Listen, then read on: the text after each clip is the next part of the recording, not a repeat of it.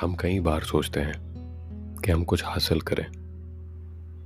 उसके पीछे हम जी जान लगाकर कोशिश करते हैं, पूरी शिद्दत से, पूरी मेहनत से, पूरे लगन से, दिल से।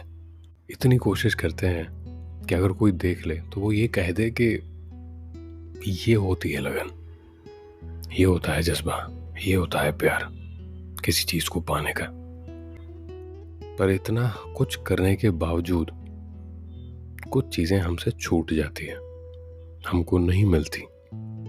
शायद हमारे मुकद्दर में वो नहीं लिखी होती है और हम उसको एक्सेप्ट भी करते हैं, फिर कोशिश करते हैं, फिर ऐसा कुछ होता है और फिर हम मान के चलते हैं कि ये शायद हमारे मुकद्दर में नहीं लिखा।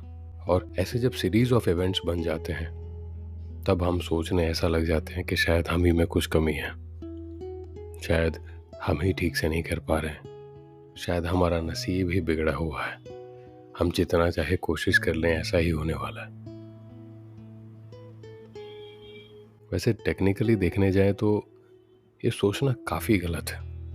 जब हम ये सोच रहे होते हैं कि हमारे मुकद्दर में प्रॉब्लम है, हम में प्रॉब्लम है, तब हमें ये देखना चाहिए कि हमारे आसपास कितने लोग और ज़्यादा स्ट्रगल कर रहे हैं, कितने लोग और ज़्यादा मुसीबतें झेल रहे हैं और परेशानियां झेल रहे हैं अपनी लाइफ को बेटर बनाने के लिए, कुछ करने के लिए, कुछ नया करने के लिए।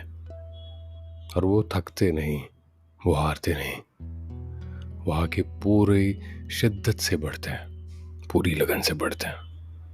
कुछ वक्त पहले की बात है, मैं रास्ते से जा रहा था और मैंने एक बूढ़े अंकल को, बिल्कुल जैसे 70-75 ईयर्स ओल्ड, उनको मैंने साइकिल चलाते हुए, साइकिल के आगे टिफिन लटकाते हुए जाते हुए देखा था। उस दिन मुझे फील हुआ था कि वो चाहते तो गिव अप कर सकते थे, शायद कभी किया भी होगा, एक बार नहीं 1000 बार, पर फिर भी आज मेहनत कर कर अपनी रोजी रोटी आज भी कमा रहे हैं। 70 या 75 रोटी कमाने की उम्र नहीं होती। ये तो बस ऐसे ही आप यूं ही अगर टाइम पास के लिए करना चाहते हैं, खुद को फिट रखने के लिए करना चाहते हैं। अब उनकी लाइफ स्टोरी मुझे तो नहीं पता, मैं बस उन्हें देखकर इतना समझ पाया कि आज के दिन में जब हम 40 साल की रिटायरमेंट की उम्र की बात करते हैं तो 70-75 में वो तो साइकिल चलाकर, टिफिन लेकर कहीं जा रहे थे, शायद नौकरी कर रहे थे। हो सकता है शायद उनके पास मजबूरी रही होगी, हो सकता है कि शायद उनके पास कोई चॉइस नहीं होगी इस मेहनत को करने के अलावा। ऐसे कई सारे एग्जाम्पल्स हैं कि जिन्हें देख के हमें एक इंस्पिरेशन मिलती है कि हाँ, मेहनत कभी नहीं रोकनी चाहिए, मेहनत कभी भी नहीं छोड़नी चाहिए, हौसला कभी भी नहीं टूटने देना चाहिए। हारना इज नेवर अ सोल्यूशन, वो कभी सोल्यूशन था ही नहीं। हारना वो सिर्फ एक स्टेप है, एक प्रोसेस है, एक प्रोसेस का हिस्सा है, एंड दैट्स इट। कहते हैं ना, हार के जीतने वाले को, उसी को तो बाजीगर कहते हैं। तो अगर बाजीगर बनना है तो एक बार और शायद कई बार हारना तो पड़ेगा, क्योंकि तभी जीत की कीमत समझ में आएगी। ये हो सकता है कि हम कई बार, एक से ज्यादा बार हार जाएं और थोड़ी सी जरा हिम्मत टूट जाए, जरा सा हौसला ऊपर नीचे हो जाए, तो उसमें फिक्र करने की जरूरत नहीं। अगर यहाँ पर हौसला टूट रहा है तो जरा आसपास देखिए, बहुत सारी पॉजिटिव चीजें भी हैं जो आपके साथ हो रही हैं। लोगों का बर्ताव देखिए, ऊपर वाले की नेमत देखिए। वैसे इस पॉइंट पर ना मैंने एक जरा सी छोटी सी बेहतर सी कविता लिखी है। आई एम श्योर जो इस सिचुएशन से गुजर रहे हैं उनको ये जरूर समझ में आएगी। हाँ, जो नहीं गुजर रहे हैं वो सेव करके रखिएगा। कभी ना कभी ऐसी सिचुएशन, ऊपर वाला ना करे, कभी आए, पर अगर आ जाए तो उसको सुनिएगा।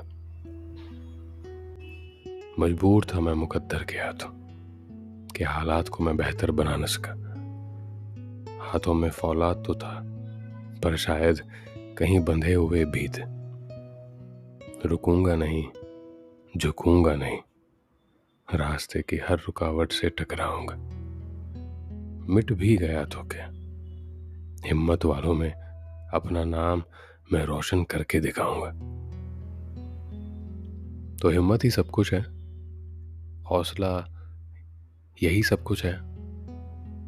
जिसके पास हौसला है, जिसके पास हिम्मत है, वो मुकद्दर का सिकंदर है। जरूरी नहीं कि हर हम चीज सोचें वो हो ही जाए। तो जरा इत्मीनान से चलिए, और अगर मेहनत सच में करते हैं तो फिक्र मत कीजिए।